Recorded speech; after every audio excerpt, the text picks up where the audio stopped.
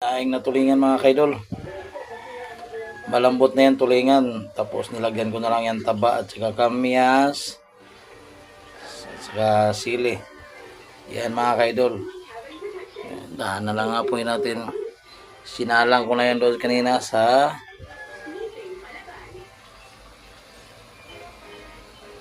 ulingan. Yan mga kaidol. Tatakpan natin. Sinaing na tulingan. Isang buwan ng ulam yan. Tingnan mo naman ito. Kamyas, sili.